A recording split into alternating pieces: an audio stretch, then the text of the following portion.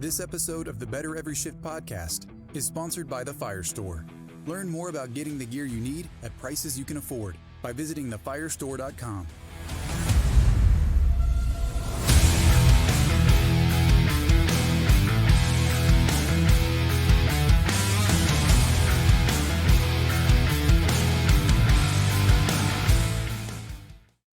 Hey everybody, welcome to the Better Every Shift podcast. I'll be your host. My name is Aaron Zamzo. I'm a fire lieutenant up in Wisconsin where it's cold and rainy, but we're not cold, rainy, or dreary here today because we have a very special guest.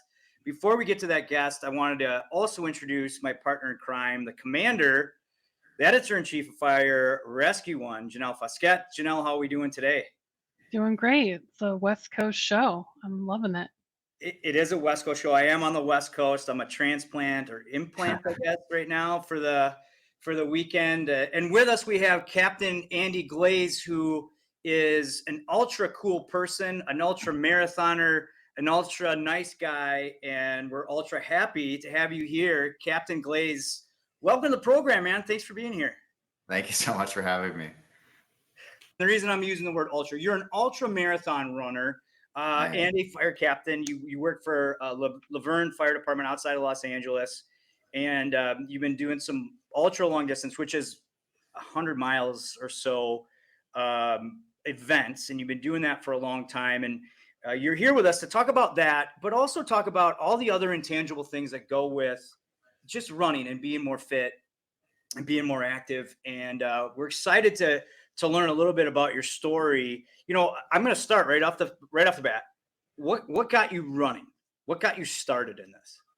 Well, I mean, what got me started was I was early 20s, out of shape guy who was probably drinking too much and smoking cigarettes and just not in a good place. I was not a firefighter at the time. I was a computer software engineer type guy, and was having all sorts of anxiety and depression issues, and turned to exercise, first the weights in the gym, and then after that into a little bit more cardio, and then a mixture of the two to get me out of the anxiety and depression I was feeling. And it made me feel so good that I've just never stopped, and now it's a huge part of my life. When did you start to take the Forrest Gump approach? And I had to get that in there too, right? Like, cause it was kind of like you started at what, obviously like a 5K, and then take me on that kind of mindset or that journey. I got really into triathlons for a while. So I was swimming, running, and biking. And then when I got into the fire service, I started doing a lot of those obstacle course races, like Tough Mudders and stuff, because I found that it was like similar to what we call like a grinder at our department, which is like, a workout that you do that, with a bottle, and, you throw a ladder, then you pull a hose and you go upstairs, and you do all that sort of, back-to-back sort of like HIIT workout in turnouts.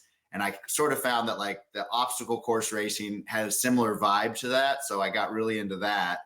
And then somehow someone told me about this sport of ultra running, which I had never heard of before. I didn't even know it existed. I thought everything ended with the marathon, which is 26 miles, but it goes way, way further than that. So, the Tough Mudder had a 24-hour Tough Mudder, and I signed up for that. And I thought, well, I better start training for that. And so I ran an ultra marathon to train for the 24-hour Tough Mudder, and then the rest is history. I continued to run ultra races after that. So you started like, just, if somebody's listening and they're like, I hate running, right? You didn't like running to start, right? Oh no, I hated it. Yeah, it was terrible. I mean, even now the first couple miles is always terrible, and I always tell people that, like, when I'm coaching them on running, I'm like, look, the first couple miles are going to suck. So you just got to emotionally prepare for that. And then once you get through those couple miles, then things get better. And is it getting into a groove though? Or is it literally like the endorphins? I think it's the endorphins. It's the body loosens up a little bit. The discomfort and the pain that you feel like when you first start running will kind of dissipate.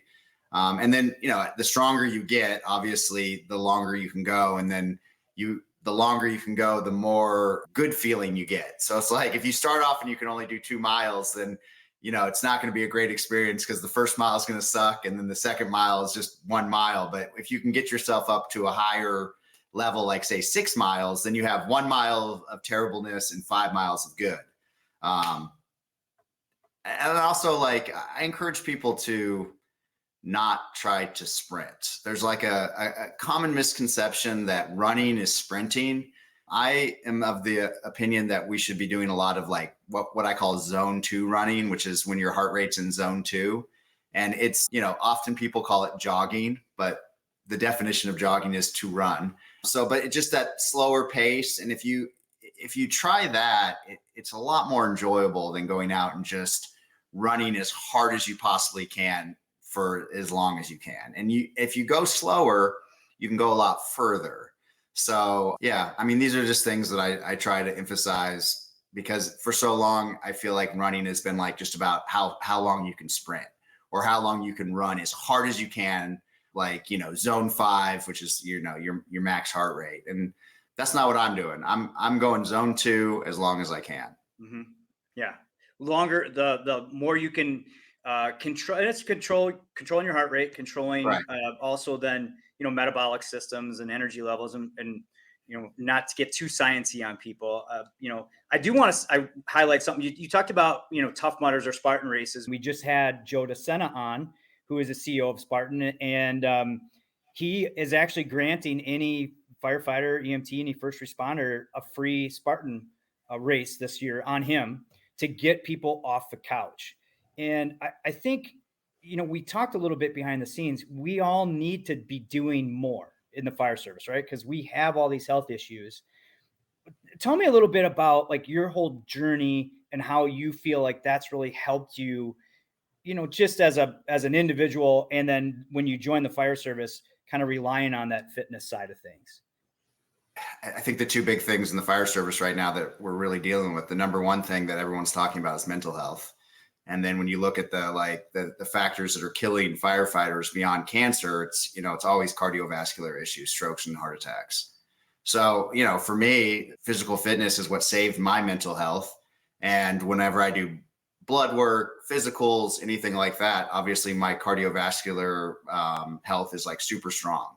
And so, I'm addressing the 2 huge factors in the fire service through movement. Like they say, movement is medicine. And, I don't care if you run, if you walk, if you bike, if you swim, if you lift weights, whatever you're doing, as long as you're moving and you're, addressing those things through that, then I think it's like a really good thing. And that's what it did for me. The Spartan thing, what's cool is like, I did that with a bunch of firefighters. I was doing Tough Mudders with them. You get that, you get a crew, it's like A shift is like, hey, let's all go do a Spartan race. That's fun to do with your crew. And then you can all talk about it. It gets the guys like motivated. And then, we got to train for the Spartan race. So then you guys all start training together. Yep. It's when you can get everybody working out together, it's a good thing, especially on shift. It really helps with the shift vibe. You want everyone to be in shape, right? You're only as good as your bottle. So if you got one guy that'll suck a bottle down in 8 minutes and everybody else takes 25, you're not going to be that strong, that chain. You're only as strong as your weakest link. But if you're all in really good shape and you're all physically fit, and you can really, kick some butt on a fire. So yeah. What's that like at the station on your on days? Like, are you going out for runs like between calls? Like, are you trying to get folks on your crew to go run with you? Like, how do you fit that in? Okay, so we have like an hour or so in the morning that we can work out. So, and we can do whatever. We have the union bought us all gym memberships. So a lot of times we'll go to the gym, which obviously you can lift weights, you can run, you can do whatever. If we get busy and we can't make it to the gym, then we also have a small gym at the station. And we also have like a 5-story building across the street. So normally we do we'll either do a bottle workout or a run, or we'll do stairs, or there'll be weights, some sort of workout every morning, assuming, call volume. And then after like 5 or 6 p.m., it's, we're allowed to do what we want to do. And a lot of times that will be more physical fitness, if you want. That's more of like a optional, because that's your time, right? If you want to sit and watch TV, you can sit and watch TV. And, a lot of guys do that. So for me, I wake up super early, like 3:30 in the morning, and I start working out then while everybody else is sleeping in between calls. So, and that's like right on the cusp of like, is that really morning or is that the night before? My wife says that all the time. She's like, that's not morning, that's still night. But I and what I do is a lot of I do fire station loops. So, little like sort of quarter-mile loops around the fire station, holding a radio. If we get a call, it's like a 30-second sprint back to the station, and then I'm ready to go. But obviously my guys don't do that, but they will run with me. My engineer, he's like 57, he runs like 2 to 4 miles with me a day. The other guys will occasionally run with me, but we're a fit crew and we appreciate fitness, but we all have our own passions on what we like to do. So I don't push running on anybody, but I do push, we're going to be a fit crew. And, I lead by an example as far as being fit. So, yeah, people don't have to run ultra marathons. No. And I'll say it numerous times during this, because they don't have to be an ultra marathoner. They don't have to be an Ironman. They don't have to be a diehard CrossFitter or weightlifter. Find something and do it consistently. And right, like, and you found different things throughout your career. Do you ever think, what's next after ultra running? Like, let's say you're injured or something happens. Right. Like, what else do you think you'll tap into to help kind of keep your mental and your physical condition going? I mean, it'll be something I've literally done. It'll be something endurance. I mean, I've power lifted, where I bench 3 plates. I got really into that, and I'm going to bench 3 plates. And I spent like a year building my strength up so I could do that. Like I said, I've done triathlons, whatever, it'll be something. But I do think about that. Like, obviously, if I get injured, what am I going to do? I know I'll find something. If I got paralyzed, I'd be the guy out there with the cycle, like going like that. I mean, I would figure something out, because it's just a passion in mine to do that. And I don't feel well if I'm not. So, but hopefully I can run. The nice thing about running is it's one of those sports you can really do forever. And there's a lot of examples of that. I just ran a 100-mile race like a couple of weeks ago, and it was the national championships. And so it was like age groups, and there was six guys that were over 85 running it. So, and one of them set the 85 world record, time for running 100 miles. So, pretty amazing, to see an 85-year-old out there, running 100 miles, still able to go. Well, you mentioned building up, like with the lifting and whatnot. Clearly goal-oriented person here we're talking to now. When we had Joe DeSena on the show, he talked about always having something on the calendar. Are you kind of the same way, where you like love having something to look forward to, like a race on the calendar, or is just the streaking part of it? Sorry, Aaron. I know, Aaron, you're just gonna go for it with the Anchorman. Going through the quads, man. We're going. I know we're going streaking, but you're on a 100-mile streak. I'm obligated to say something when you do things like that. Kind of like jogging. I brought it on myself. Right? Yeah, jogging. The J is silent. I think they refer to it as jogging. Yeah. Yes. Apologies for setting Aaron up. But yeah, so you've been doing this 100 miles a week, right? I run over 100 miles a week, and this is my 208th week, which will be 4 years straight when I finish this week. Wow! Yeah. Congratulations! Yeah. So, I mean, it's both. Like, I just love to run, obviously, but I also am very goal oriented, and I do have a lot of races on the calendar, and I do like to focus on the races, but I also like to focus on the streak.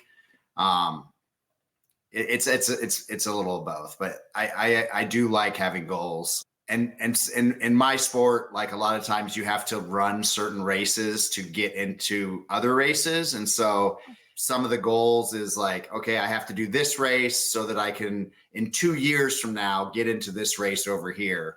And some of it's like that too. It's more long-term goals, even though it looks short-term. Oh, Andy's running this race. There's thought behind why I picked that race and why I'm doing it. So, well, Yeah. Speaking of streaking, you're encouraging, this is going to come out wrong, but it's really, you're encouraging other people to create their own streak or to do their own streaking.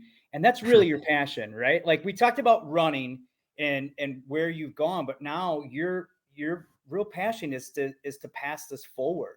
Right. Right. And yeah. so talk about what you're doing right now. So I have a large social media presence across all platforms, probably over 600,000 people, and quite a few firefighters do follow me. And so my crew and I we started talking and we're like, hey, they wanted to run 100 miles in March. And I was like, that's awesome. Let's make a challenge. And it was like an A shift thing. And then I was like, hey guys, why don't we put this on social media, turn this into like a firefighter thing and see if we can get like more firefighters to join us. And so I made a video, there's an app, like a workout app called Strava. And I made a group in Strava that people could join, and it just like took off and went super viral. I think we have every state, there's a firefighter from every state that's joined, and I think 7 countries. The last I checked, and I'm sure it's even like crazier than that. And it's not just like one firefighter. It's like, whole departments are like doing this all over the country, which is really, really cool. And then you can like upload your video or your pictures and your GPS data. So you see all these guys running little loops around their fire station all over the country. And yeah, it's been great. We, hopefully are inspiring a ton of firefighters to get out of the blue chairs and, like get a little cardio. And I know a lot of them it's out of their comfort zone. They're probably more weightlifters, and I think that's great. But 30 minutes of cardio or 40 minutes of cardio isn't gonna kill anybody. So, yeah. And then at the end of the month, they'll be able to say like, hey, I ran 100 miles in a month, which is a lot of miles. And that's a cool accomplishment. Plus, like I said, you get all the crews going together. Hey, we're all going to do it. And yeah, it's just adding a lot of positivity into the world. So I'm going to throw this out here, and we'll talk behind the scenes. I think we need to create, or you need to create a shirt that said, I went streaking. And and then, that you could sell them a little bit. You maybe donate some money back to like FRC or National Fallen Firefighters or something. I think, I think people got to earn it, but there you go. I think that'd be a good idea. Some buff firefighter, like taking his shirt off or something. Yeah. Don't even have to be just kind of in between firefighter. That's where most of us lie is this in between. Right. Firefighter. But yeah. Look at every time you say streaking, I giggle a little bit because that's what we are, right? We're that mentality, but we're also the mentality that loves a challenge. So awesome, dude. Thousands of people, thousands of firefighters are doing this. Did you ever think this is where this would go? And what kind of got you to this point? I mean, not really. I mean, I never thought, I would be big on social media. I mean, what happened is I just started documenting what I do. And I guess what I do is so crazy that it is a little nuts. Yeah. People started following me, and then, people started finding out I was a firefighter, and I, made a couple videos of me in the fire service that went super viral. I don't know if you ever saw it, but it was like, I was climbing I'm a truck captain, and I was climbing the aerial, and I had my Insta 360 on. So it made it look like the angle was like super dramatic, but it went viral so many times. Everyone's like, oh, this is unsafe. And you know how firefighters get like, oh God, oh, the outriggers aren't out. And why aren't you wearing a rope? And, whatever, but like, I think that video probably got me a lot of firefighters following me. And then, I do ice baths at the fire station and stuff like that. And that's gone viral a couple times. And just, ice baths are like all the rage now. Like, more and more people are getting into the ice bath movement. Total side note on mental health and ice baths is it's another thing that I push, just because for the fire service, it's a great way for me. I hate giving like advice because I'm not a doctor or whatever, but for me, it's a great tool for PTSD sort of stuff, because it really does give you like a large dopamine rush, which is like, the happy molecule, and you really do feel great afterwards. It's also a great way to force yourself to do something that you don't want to do. And when you force yourself to do things that you don't want to do on a daily basis, it builds that mental strength, and it allows you to deal with really hard situations better. So later on in life, like say you're going into a fire, or say you're doing something very complicated, you're able to emotionally handle it better. And so it's something that I preach a lot about, because I hate it. I do it every day, and I've done it every day for quite a long time. But it really has helped my mental health game quite a bit, and my mental strength game quite a bit. So, yep. There is some research, preliminary research that shows that it reduces inflammation, obviously, which is what really is one of the biggest things we combat with our stress and our lack of sleep and our nutrition sometimes. But I do believe too, it does help mental with just a mental kind of mindset. Cold showers. Did you start with cold showers and work your way to the bath? No, I mean, so I work with a Russian, and Russians are really big into these ice baths. Yes. And so we just bought like a trough at like Tractor Supply, because we have ice machines at all our stations. So the union bought us all these, ice troughs, or these, water troughs. And then we just started doing it, and it became like competitive at first, right? All firemen are like, oh, I'm going to do it. And then it would be like, who could last the longest? And we got into that whole thing.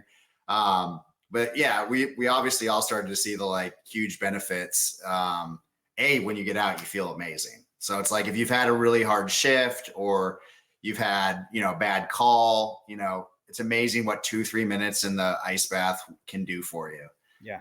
Especially when you get out. When you're in it, you're like, man, this is terrible. So, and then that, of course, because that's gone viral, tons of fire stations all over the country have started like, sending me videos and stuff, that, because it's $100 for like, Rubbermaid 100-gallon trough.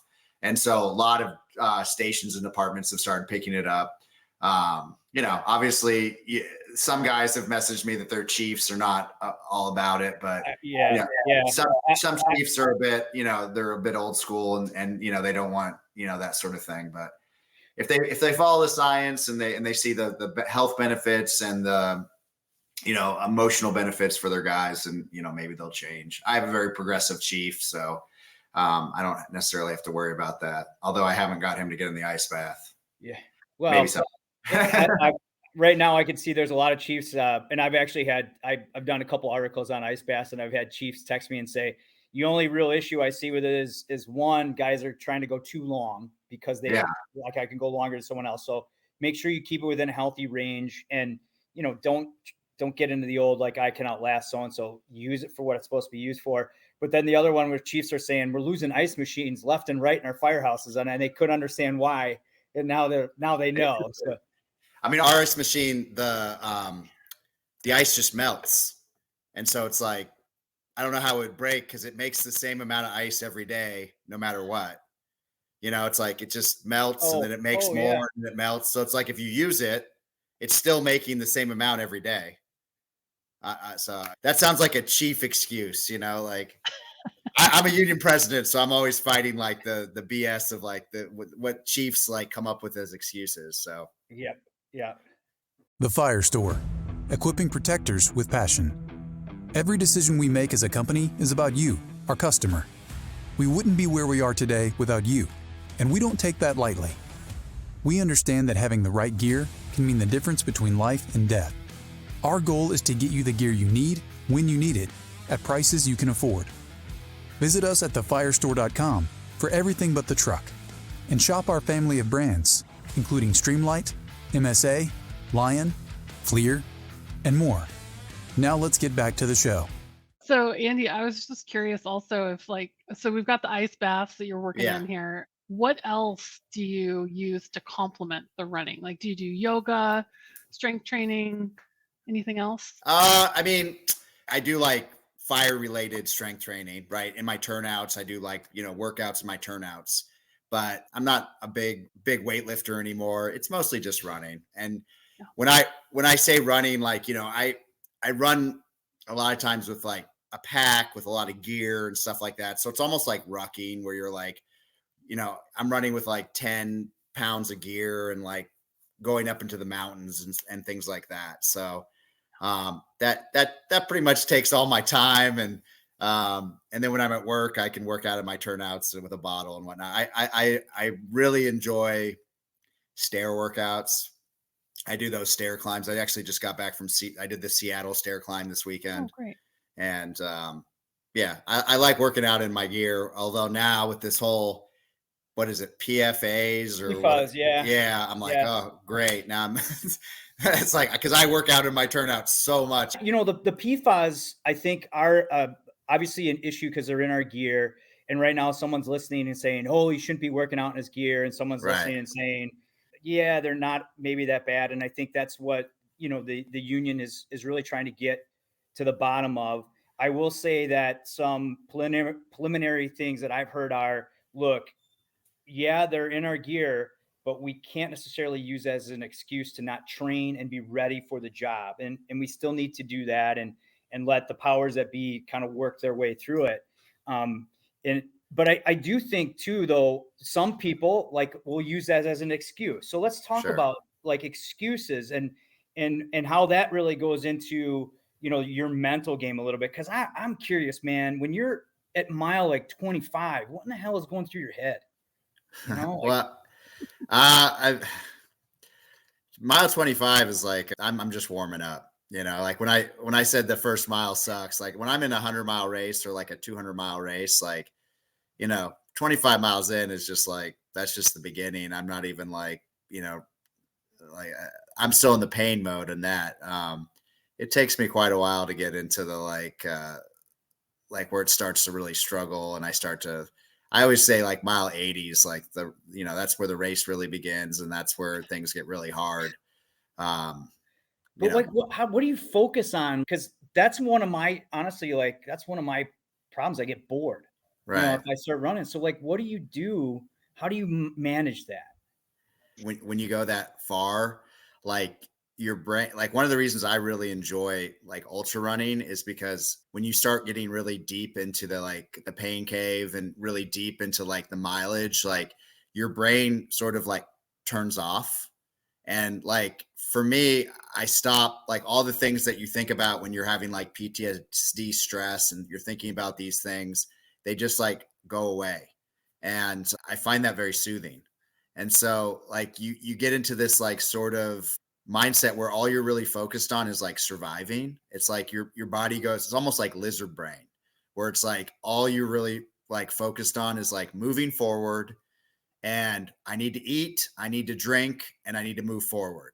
And all the like, the problems at work or like some horrible call you had or like problems you're having with your wife or whatever, it all goes away. And it's just, you're just surviving. And I mean, that's one of the, like the best parts about ultra running for me is it's very therapeutic to me to just like get into that survival mode and just keep grinding forward. Boredom, I mean, I'm normally out in like just absolutely beautiful areas. And so, it's hard to get bored when you're like surrounded by nature, but I just did a race where I ran 100 times around a lake. It was a 1-mile loop. And, obviously that gets a little boring, but I also run 1/4-mile loops around a fire station. So, these are all just things I do to like help toughen myself up mentally. If you get bored, I mean, listen to a podcast, listen to music, call your wife on the phone and talk to her. You can do a lot of things nowadays while you run because of like the technology that's out there. Listening to a podcast and like learning about something interesting while you run. Like, again, I'm saying zone 2 running, you're not sprinting. You're just running, you're yogging. You're yogging. Yes. Yeah. You can just listen to something, learn, and listen to this podcast right here. And while you're running, and next thing you've done 5 miles and it's over. Or because I'm a union president, like I take most of my phone calls during my runs, And everyone knows that unless it's an emergency, you can't talk to Andy unless it's during his running times, which is in the morning and the evening. My wife is like, no more calls in the afternoon. That's family time. But if it's early in the morning or late at night when Andy's running, that's when you make your union calls to complain about, what the Chief's doing today or whatever, and if you're talking on the phone, it's amazing how fast the miles click by when you're just like having a conversation or like engaged that way too. So there's little tricks like that. I mean, yeah, if you just go out with no music, like a psycho, and just run, yeah, it might get boring. But there's things you can do to distract yourself. I love the fact you said you kind of use gratitude, right? Like when you're going through your run, you're like, how beautiful is this, right? Oh, yeah. I talk a lot about it like on my social media, but definitely I'm like, it's a reset, right? I mean, we live in a very busy world, and there's so much stress in our lives. And you go out and, whether you're nature or whether you're just running through the city, there's just something very peaceful about just you and listening to your breathing and like the art of movement. And again, it doesn't have to be running. I mean, it can be cycling, it can be, swimming, whatever. Like you're going to see like really cool things. I mean, for me, because I run every day, I love just seeing the world change every day, seeing the seasons come, the sun comes up at a different time. What does the sunrise look like? What does the sunset look like? What flowers are blooming nowadays? Like, what fruit is growing on the trees? Like, these are all California issues, but like, these are the things that, that I see. I understand that in large parts of the country, it's like, I see snow and it's just snow every time. I get it, but I just want you guys to all remember, I pay really high taxes. So, everybody just breathe easy now. Yeah, He's paying for this. A lot of taxes for this great weather. So it's where I'm at. But maybe it's not scenery. Maybe it's just the fact that you can do something like that, right? Like we all have to dig for gratitude. And when you train yourself to do that, it parlays into everything you do, right? Like, and I think that's the big thing, that we want people to take away from this podcast, right? You don't have to be an ultra marathoner, but practice gratitude, do something. Mm-hmm. What's some more information, or what else would you tell the people right now that are saying there's no way I'm going to run an ultra marathon, but they also need to start working out? Let's talk to those contemplators here a little bit. Give them, because you didn't start doing this. You were a pizza drinking, whatever. So, I mean, obviously, the key is just to start. It is a very rewarding experience, and it will make you feel better over the time. And I think the key is really just being consistent with it, and but then also giving yourself grace. Like if you mess up and skip a couple days, I have a big thing where I say Monday's the best day of the week. And why Monday is the best day of the week is because it's a fresh start.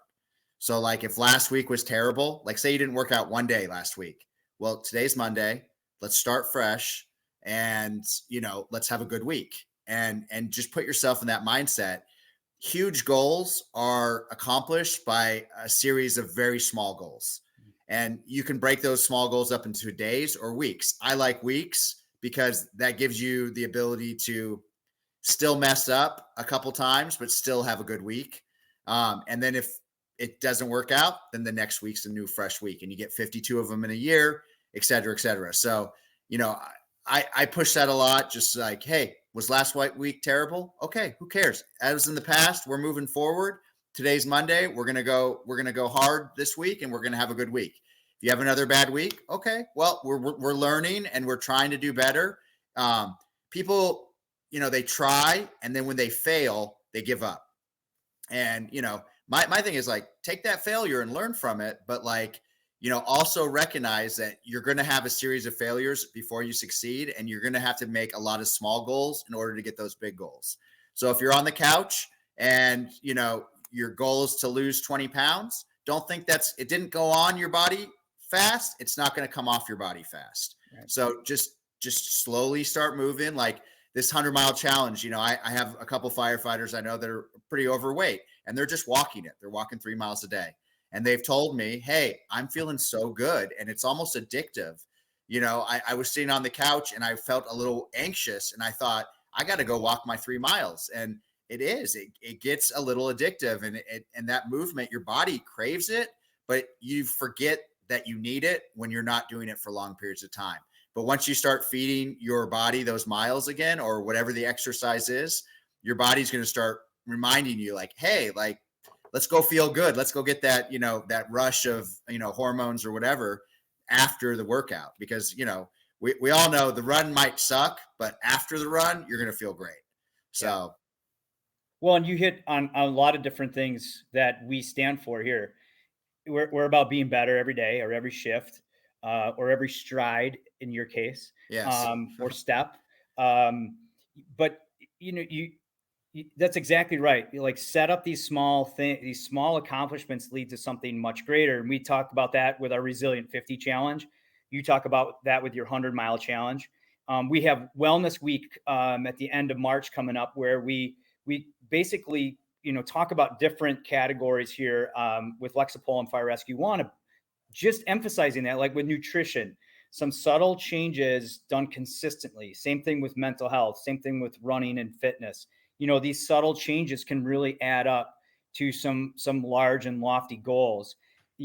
Did you ever think about where you would be if you didn't find that side of you? Because, like, for people that go, oh, he's naturally a great runner, it doesn't sound like that was you. No. You acquired this passion, but did you ever think about where you'd be if you didn't? I probably wouldn't be anywhere good. I'll tell you. I mean, it wouldn't be. I try not to, like, go down that rabbit hole too deep, but it wouldn't be a good situation. Because I was not in a good spot. So, you were searching for your dopamine in all the wrong places. Yeah. Right? I mean, exactly, through food and through, drugs and alcohol, and, like, which, makes you feel good very temporarily, but, not in the long term. And and I a lot of firemen love to drink, and, a lot of firemen like to deal with their PTSD through drinking. And I just think there's a better way. And, that's what I preach. I try not to get judgy. I understand that, drinking is fun, and, alcohol has its place, but everything in moderation. And, PTSD is a real thing. It affects a lot of us. I tell people I make videos, talking about my PTSD signs. And, last week I had a really bad flare up, and I talked about it a lot, and really struggled for, a week or so. And, I was able to get through it just, using my protocols. But, I'm human, and I have a hard time too. And I just, I want people to do it the best way, and not necessarily just cloak it, but, actually deal with it. And, there's therapy, there's medication, there's a lot of different things. And, I like that the fire service focuses on the therapy and the medication, but I think it's not a one size fits all. And I think that, firemen like to be challenged, and firemen like to be fit, they like to do physical things. And so, I think that we need to focus a little bit on that as well. Like, therapy has a place, and medication has a place, but so does, exercise. And, like you were saying, diet, nutrition, all that sort of stuff has a place too. It's a whole holistic circle that helps us if we do it all. So, yeah. We're all about building each other up. And I think that's the true meaning of the brotherhood and sisterhood, whereas some people think it's going out and partying. My take on it, and I think, obviously a lot of our guests believe the same thing. It's doing whatever you can do to build that person up in a positive manner. And so with that, if people want to reach you, how do they connect with you? On Instagram, I'm AM Glaze, like Am Glaze. On TikTok, I'm what am I? Glaze Runs. Although who knows if TikTok's going to be around much longer. Right. I think those are the main ones. On Strava, I'm Andrew Glaze. If you have Strava, so which is a great app for those that are beginning to run or train, or cycle or anything. I mean, my wife uses it for, like, lifting weights and stuff like that too. Man, I appreciate you just coming on and talking about, your journey and using it to motivate others. But, you're not off yet. We still have some hot seat questions for you. We want to dig a little bit deeper. But before we get into that, man, this is great stuff. keep running and motivating. And, if people want to join you, we highly recommend doing that. And so just keep inspiring, brother. I appreciate it. Thanks. All right. So I'm going to go off script a little bit here for the first hot seat question. I want to know, I know, Aaron, it's the You got to Hungry prep Ball, me right? before you go off. I mean, So I like this phrase that you came up with, the smile or you're doing it wrong. Right. And I just want to know what the origin story was of that. Okay. So, I mean, the origin story is there's a trail near my house, and its name is You're Either Smiling or You're Crying. And it's this amazing trail section that I love. And I said to my friend one day, man, if you're not smiling on this trail, you're doing it wrong. And so that's sort of the origin, but it's obviously morphed into sort of like what you were saying earlier, like a gratitude thing, like just a reminder, especially in races, like how lucky we are to be able to move and do these races. And even when you're in really low points in races, to just, remind yourself, like, there's people that are injured. There's people that were born and not be able to run or do exercise. There's people that are sick and dying of cancer and things. And like, we are so lucky. So let's just like smile and like, remember that, we're here for a reason. And then, what I've found through years and years of running is like, people don't like to smile when they run. Like, you see these people, and a lot of times they're just very grimaced out and very like, but if you smile at them, they instinctively will smile back at you. And then something happens in their brain where then all of a sudden they're like, whoa, why am I smiling? And then like, there's a chemical reaction, and, maybe then they'll like start to feel better. So it's a lot. It's become a bigger thing than how it started, but it's basically just a reminder that, we're very lucky to be doing what we're doing and to be healthy. Got to smile through the pain cave, right? Yeah. yeah, I'm going to take that smile or you're doing it wrong. I believe that in the fire service, when we're on the truck and we're on duty, like, I think that's the same kind of attitude we need to take, because there's a lot of people that want to do our jobs or don't, that maybe didn't get the opportunity. And we all have joined the fire service because of that. We had that feeling where you're like, I get to ride that fire truck. Right. Hey, we're Right? not on the ambulance. If you're on the truck, you should be smiling that you're not on the ambulance, right? Even if you're on the ambulance, you're making a difference. You're going to make an impact. But I'm just saying, you're smiling a little bit bigger on the truck. It's a little more effort when you're on the ambulance, on the box. But with that though, right? Like, we want everybody to have that attitude in the fire service. We're not there yet. We're getting there with people like yourself and programs like this. But what do you think are the biggest issues facing the fire service today? Besides the two like glaring ones of like mental health and like cardiovascular / cancer, stuff like that, I think the biggest one is just the new generation coming on is they're just motivated differently than like the previous generations. And I think that I'm a Gen Xer, and I think Gen Xers are having a really hard time dealing with like this new generation as far as how to motivate them and how to lead them. Because if you treat them the same way that we were treated, you're going to wash out a lot of people. And you're going to have, you're going to be an unsuccessful leader. So you're going to see guys fail probation, not or quit or just not be successful. And I think that we need to like adjust our leadership strategies for this new generation. It's not things that people want to hear, but like, we're just going to have to, give more positive encouragement. You're going to have to tell guys they're doing a good job. You're going to have to do the things that like we never got because we didn't need it, but like this new generation needs it.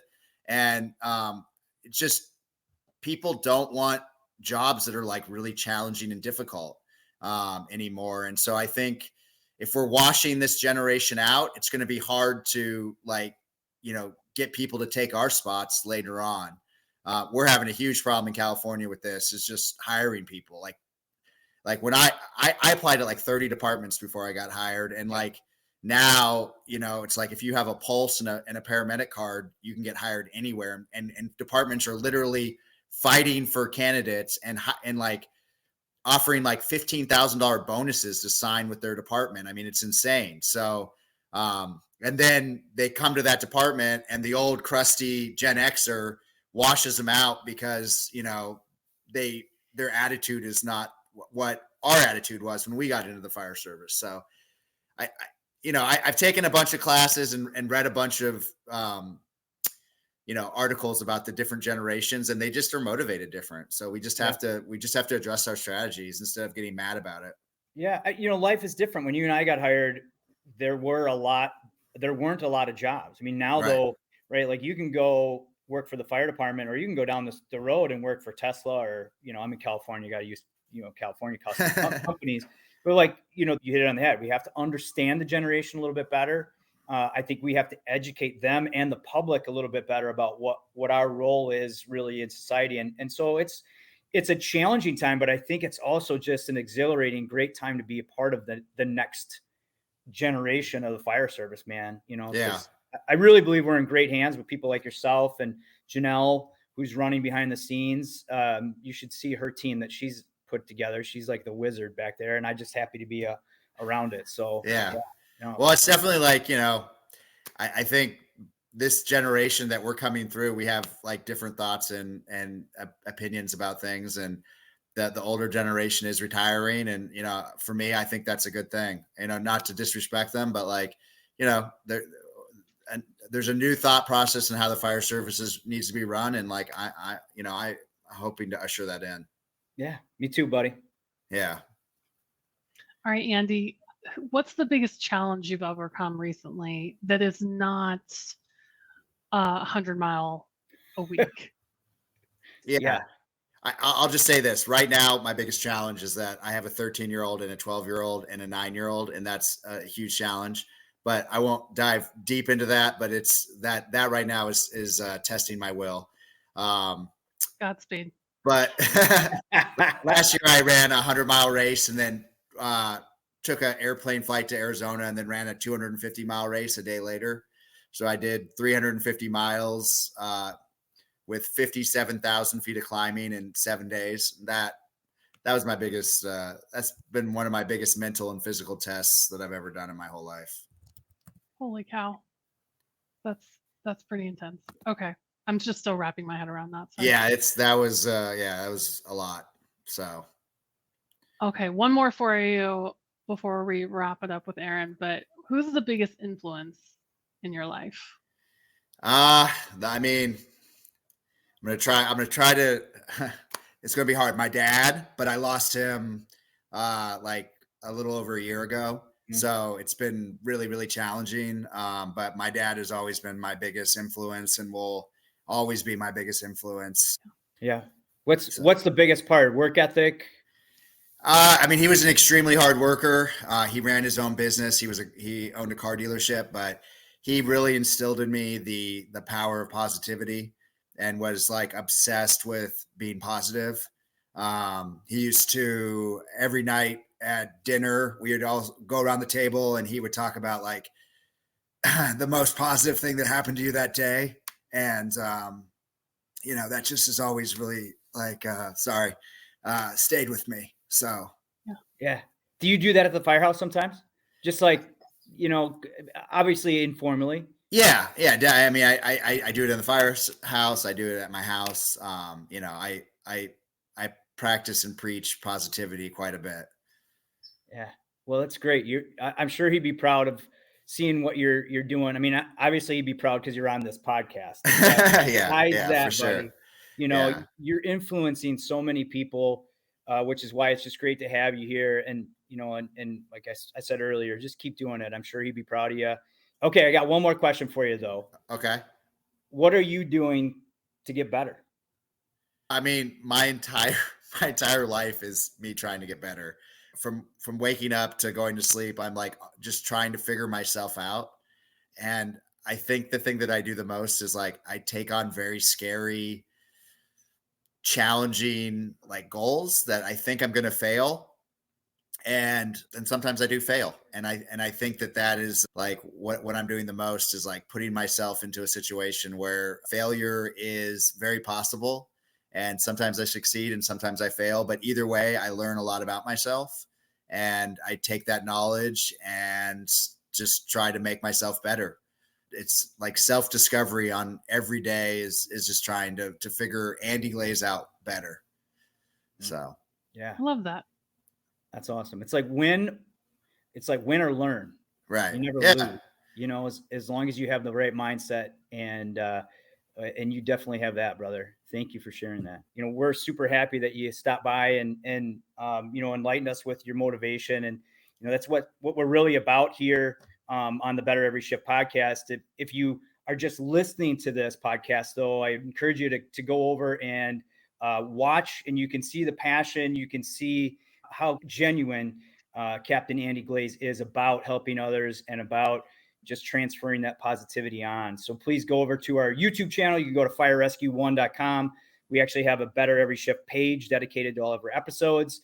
We'd love to hear from you. We hope that you rate, review the show. You can reach us and email us at bettereveryshift@firerescue1.com.